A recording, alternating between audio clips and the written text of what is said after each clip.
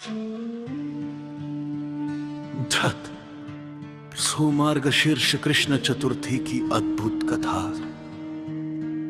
ओम नमः भगवते वासुदेवाय।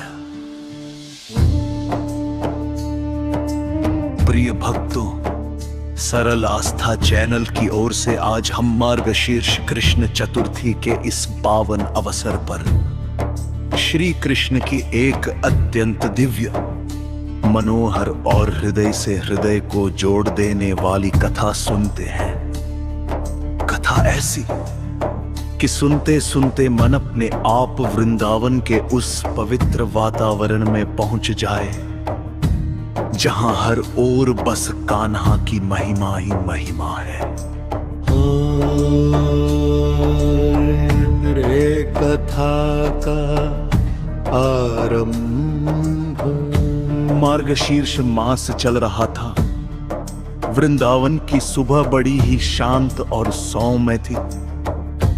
यमुना के जल पर हल्की धूप पड़ रही थी और हवा में माखन मिश्री की खुशबू घुली थी, जैसे स्वयं प्रकृति भी कृष्ण नाम का जप कर रही हो।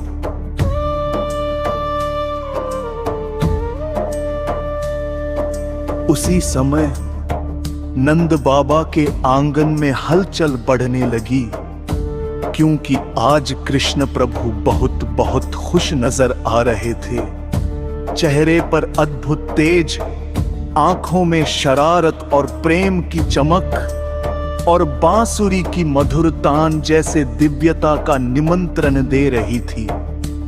गोपियां आपस में कह रही थी, आज हमारे कन्हैया इतने प्रसन्न क्यों हैं? यमुना तट के पेड़ पौधे भी जैसे हिलकर पूछ रहे हो, आज ऐसा कौन सा पावन दिन है? और फिर ज्ञानी वृंदावन वासियों ने बताया, आज मार्गशीर्ष कृष्ण चतुर्थी है। वो दिन जब कृष्ण भगवान अपने भक्तों को विशेष रूप से आशीर्वाद देते हैं, जिस दिन उनकी कृपा बिना बुलाए भी घर में प्रवेश करती है।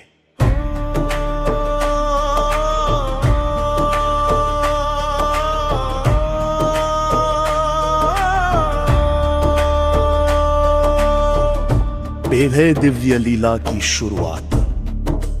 उस दिन दोपहर के समय एक बूढ़ी अम्मा वृंदावन आई, थकी हुई प्यास से परेशान, हाथ में एक छोटा सा मिट्टी का घड़ा। किसी को नहीं जानती थी, न किसी ने उन्हें पहचाना, लेकिन उनकी आंखों में एक तीव्र इच्छा थी, बस कृष्ण के दर्शन करने की। वो धीरे धीरे चलते हुए नंद बाबा के द्वार तक पहुंची और बोली, क्या मैं अपने श्याम सुंदर के एक दर्शन कर सकती हूं? लोगों ने हंसकर कहा, अम्मा, अभी कृष्ण बाहर लीला कर रहे हैं, शाम तक प्रतीक्षा करो।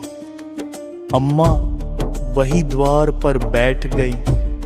थकी हुई थी, पर मन में एक ही धुन, मेरे लल्ला एक बार दिख जाओ। ओ कृष्ण का आगमन, कुछ देर बाद भक्तों का शोर उठा। कृष्ण आ गए, कन्हैया आ गए। कृष्ण धीरे धीरे चलते आए। पीतांबर लहराता हुआ, मोरनी कलगी झूमती हुई और अधरों पर हल्की मुस्कान। उन्होंने सीधे जाकर उस बूढ़ी अम्मा का हाथ पकड़ लिया। सब चकित रह गए। कृष्ण बोले, अम्मा, चलो मेरे द्वार पर क्यों बैठी हो? तुम्हें तो मेरे हृदय में बैठना चाहिए। अम्मा रो पड़ी, बोली, लल्ला, मैंने तो बस एक दर्शन मांगा था। कृष्ण ने अपना हाथ उनके सिर पर रखा और बोले, मार्गशीर्ष कृष्ण चतुर्थी को जो भक्त सच मन से मुझे पुकारता है, उसके लिए मैं स्वयं रास्ता बनकर आ जाता हूं। आज तुम्हारी पुकार ने मुझे यहां बुलाया है।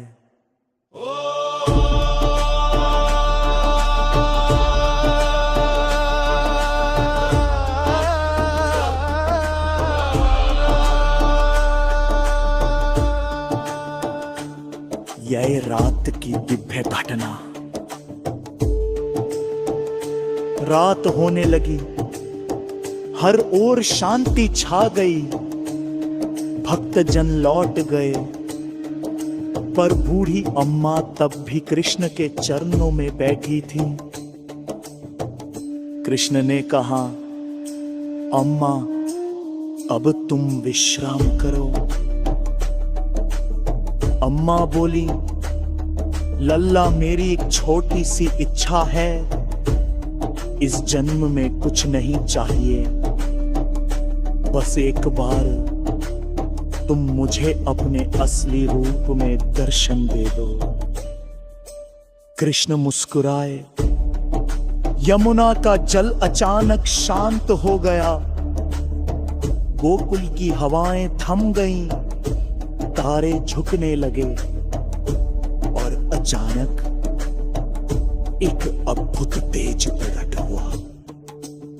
कृष्ण का स्वरूप विराट, उज्जवल, अनंत प्रकाश से भर उठा। अरबों सूर्यों का तेज भी जिसके आगे फीका पड़े। अम्मा रो पड़ी, लल्ला आज मेरे जीवन का परम फल मिल गया, अब मुझे और कुछ नहीं चाहिए। कृष्ण बोले, अम्मा तुम जैसे भक्तों के लिए ही बाज कर यह दिव्य दिन बना है। मार्गशीर्ष कृष्ण चतुर्थी है, जब ने भक्तों की सबसे ज्योति पुकार की।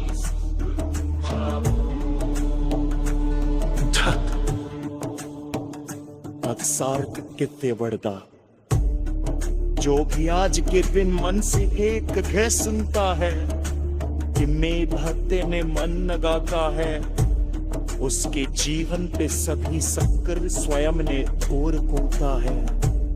उसके घर में शांति सकृत भी मरबेन सदैव बना रहता है।